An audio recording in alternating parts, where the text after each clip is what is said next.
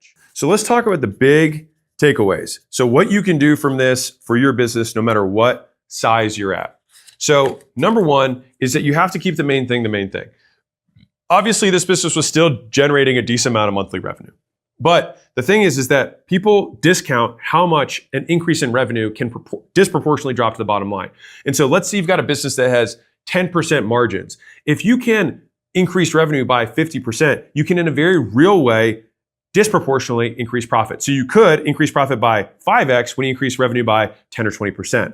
And so understanding the relationship between revenue and profit is something that a lot of business owners don't do. And so sometimes it's cool to trim from the bottom line, but it's so much better to raise the top line and have that extra revenue fall through. And so big picture here, all the way chunked up, the constraint was acquisition. We weren't getting enough customers. Now, underneath of getting enough customers, you'll notice that there's just a pipeline of things that all could be improved. It's like, can we improve our CTR? Can we improve our opt-in? Can we improve our schedule? Can we improve our show? Right? Can we improve the close rate? And so what we did is we just looked at all of them. And the key point here is that we actually looked. And so when we tried to improve the webinar, we weren't just like shooting from the hip. We're like, where are people dropping off? Let's fix it. When we looked at the sales, we're like, where are people suffering? Well, if you're watching the calls, you can see that, wow, the discovery sucks. All right, well, then we need to focus more there at the front. And I will also put this point is that the front is where a lot of times where the cash is. So in the beginning of the webinar, we preloaded it. In the beginning of the call, we preloaded it. Right before we did the pitch, we pre-frame it. And so a lot of times people don't understand how powerful the frame is for setting the expectation about what's about to happen next. The next one is execution over plan. All right, so let me explain what I mean by this. If you have, call it a mediocre script, and you have exceptional execution, you will still outperform somebody who has an amazing script and no one reads it, right? Or you have an amazing webinar deck, but you still sound terrible when you do it. You're not going to do as well as somebody who doesn't have as much of a deck, but sounds really smooth and great. And so a lot of times, this is the boring work that people aren't willing to do. They're not willing to watch game tape. They're not willing to role play with the team. They're not willing to practice themselves when they do repitches or when they do presentations. Or they're not willing to take a content piece, get to the end of it and be like, you know what, we can do that better and we can do it again. And so even for this video, we redid the intro 5 times before you actually saw that. And so you have to be willing to repeat successful actions and just get 5% better over and over and over again, because that betterness across this whole thing compounds. And so one of the big things that I've learned around improving anything is that you can actually have measurement as intervention. And it's like, okay, that's a big fancy word. Is that a drug rehab thing? No, that's not what I mean. If you want someone to lose weight, the first step is to get them to measure their weight.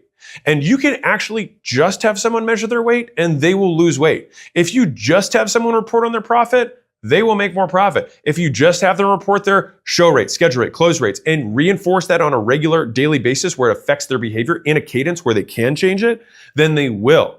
And so one of the easiest things that you can do to improve any business is start measuring the stuff that matters. And if you hate looking at the stat, you should look at it twice, because it means I want you to feel the pain so that it causes you to change. And one of the big things is that better is oftentimes one of the lower risk ways versus new. All right, so if you want to expand or improve a business, let's say you're struggling for whatever reason, part of you wants to do new because new is sexy, new is fun, new shiny object. But the thing is that what you're currently doing is already proven to a certain degree. And so simply doing more or doing the same thing better is a better risk-adjusted move, because you already know this works. And so fundamentally, if we get more people to show, we will close at least as many as we did before. If we pre-frame with more urgency and we get more people to book, we will close more sales on the next call, right? Is that fundamentally thinking through this is that more or getting an improvement to augment or get better will always fundamentally in the same system improve it. And so just focusing on those things, which usually just takes work, will give you disproportionate return. And oftentimes that drops to the bottom line. And one of the first rules of entrepreneurship that I have is use what you've got.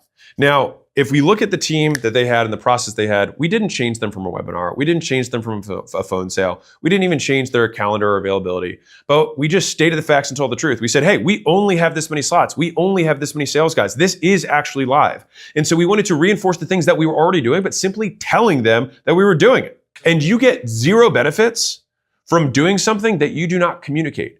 Everything in business is about perceived benefits, perceived scarcity, perceived urgency. So if you have a deadline but don't let people know, There is no deadline. If you have scarcity, there's only so many slots you can take, but you don't let people know, you have no scarcity. If you are live, but you don't tell people you're live, you're gonna have the same effect as a recorded webinar or as a recorded event, which eliminates the competitive advantage that you did this to begin with. So we got greedy in this business because YOLO, why not?